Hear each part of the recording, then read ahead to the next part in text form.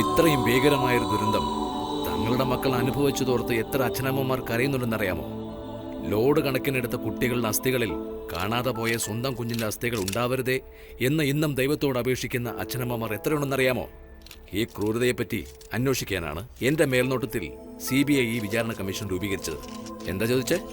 ആരോ ഇപ്പൊ മലയാളത്തിൽ ചോദിച്ചല്ലോ, കോടിക്കണക്കിന് രൂപ കൊടുത്ത ഈ വിചാരണ കമ്മീഷനെ ഒതുക്കാൻ പറ്റില്ലേ എന്ന്. ആരാത്?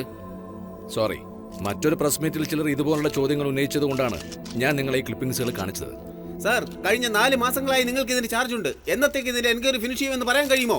ഏതാണ്ട് 90% എൻക്വയറിയും കഴിഞ്ഞു. കൊൽക്കത്തയിലും ഡാർജിലിംഗിലും നടന്ന ക്രൈമുകളുടെ സൂത്രധാരന്മാർ കോടികളാണ് സമ്പാദിച്ചത്. അവർ കൊല ചെയ്ത കുട്ടികളുടെ അവയവങ്ങൾ അന്യരാജ്യങ്ങളിലേക്ക് കയറ്റി അയച്ചു. അറസ്റ്റിലായി കഴിഞ്ഞ അവരിൽ പലരും പെയ്ഡ് കില്ലേഴ്സാണ്. ഇനി പ്രധാനിയായ ഒരാൾ മാത്രമേ അറസ്റ്റിലാവാനുള്ളൂ. ബാക്കി 10% കൂടി ഞാൻ തന്നെ പൂർത്തിയാക്കും. അതൊരാഴ്ചക്കുള്ളിൽ തന്നെ ഉണ്ടാവുകയും ചെയ്യും. അതിന്റെ റിപ്പോർട്ട് 10 ദിവസത്തിനുള്ളിൽ ഞാൻ സബ്മിറ്റ് ചെയ്തിരിക്കും. കമ്മീഷണർ സർ, താങ്കളോടൊരു ചോദ്യം. താങ്കൾ രക്ഷപ്പെട്ട കൊലയാളിയെ കണ്ടുപിടിക്കുമോ? കണ്ടുപിടിച്ചില്ലെങ്കിൽ എനിക്ക് മാത്രമല്ല, എന്റെ ഡിപ്പാർട്ട്മെന്റ് അത് മോശമാണ്, നാണക്കേട്. മിസ്റ്റർ യോഗി, താങ്കളും താങ്കളുടെ ഡിപ്പാർട്ട്മെന്റും എന്ത് സഹായമാണ് അദ്ദേഹത്തിന് നൽകുന്നത്? സർക്കാർ അദ്ദേഹത്തെ സഹായിക്കുന്നുണ്ട്. മുഖ്യമന്ത്രിയും സർക്കാരും ചേർന്നാണ് ഈ കമ്മീഷൻ രൂപീകരിച്ചത്. സർ, ഇതുപോലെ വധഭീഷണി വീണ്ടും വന്നാൽ എന്ത് ചെയ്യും സർ? എന്ത് ചോദ്യമാണ് നിങ്ങൾ ചോദിക്കുന്നത്? അതല്ലേ 1000 വട്ടം പറഞ്ഞത്. ഞാൻ ഒന്നിനെയും പേടിക്കുന്നില്ല. നോക്കിക്കോ, ഈ വിചാരണ കമ്മീഷൻ കഴിഞ്ഞ് കുറ്റവാളിയെ കണ്ടുപിടിച്ചിട്ട് ഞാൻ നാട്ടിൽ പോകുകയോ അല്ലെങ്കിൽ പരലോകത്ത് പോകുകയോ എന്തെങ്കിലും നടക്കൂ. നീ ചോദിച്ചത് തന്നെ ചോദിച്ചോണ്ടിരിക്കും. ഞാൻ പറഞ്ഞു തന്നെ പറയണോ? എനിക്ക് 1000 ജോലികളുണ്ട്. നിനക്ക് ഈ ഒരു ജോലിയേ ഉള്ളൂ. മിസ്റ്റർ, കോർട്ടിലെ ജഡ്ജി ഇരിക്കുന്ന മുന്നിൽ ഇരിക്കാൻ എല്ലാവർക്കും ഭയമാണ്. നീ എന്താ ചോദ്യങ്ങൾ പിന്നെയും ചോദിക്കുന്നോ? ഇപ്പോഴും ഞാൻ ജഡ്ജിയാ. Sorry sir. ചുമ്മാ ഇരി. നിങ്ങൾ കാരണം എല്ലാവർക്കും നാണക്കേടാ. Keep cool sir. Why are you getting angry sir? I am not angry. This is my way of answer to silly questions. That's my nature. Excuse me sir, one last question please. Yes, come on. Are you alone here or somebody within Kolkata? Oh, you want to give the clue to the opponent? I don't care. Here, take it. ഞാനിവിടെ തനിച്ചല്ല. Christmas holidays കൊൽക്കത്തയിൽ ചെലവാക്കുന്നതിന് വേണ്ടി എന്റെ കുടുംബം മുഴുവൻ എന്റെ കൂടെ വന്നിട്ടുണ്ട്. മതിയോ? Thank you. ഇക്ക, നമ്മുടെ ഷിപ്പ് കുറച്ച് ദിവസത്തേക്ക് വാടകയ്ക്ക് ഒതുക്കുന്നു. നല്ല കാശ് കിട്ടും. വരാൻ പറയട്ടെ? താഴെ ഇരിക്കാൻ പറയൂ. ഇല്ലിക്ക, അവർക്ക് ഷിപ്പ് കാണണമെന്ന് പറഞ്ഞു.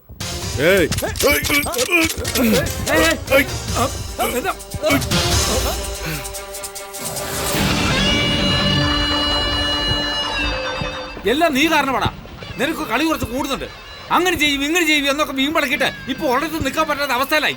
തൊഴിലൊരു സീരിയസ്നെസ് വേണ്ട. അതും നമ്മുടെ തൊഴിൽ ഇത്തിരി കൂടുതൽ വേണം. വാരട്ടി വാ. ചേരെടുക്കടാ.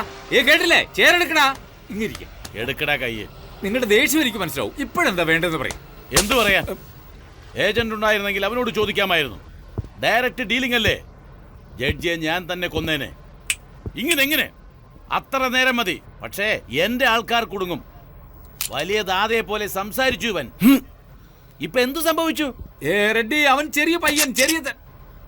വലിയ തെറ്റ്.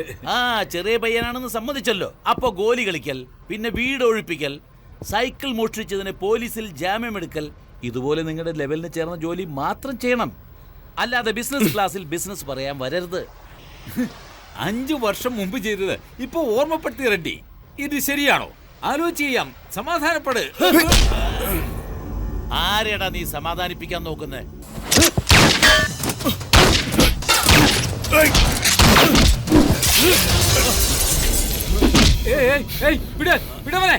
വിടവനെ. അഥവാ വിടറാ.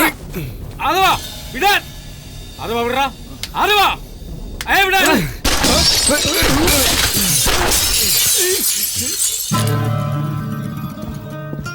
എന്നോട് ദേഷ്യം കാണിച്ചിട്ട് എന്ത് കാര്യം?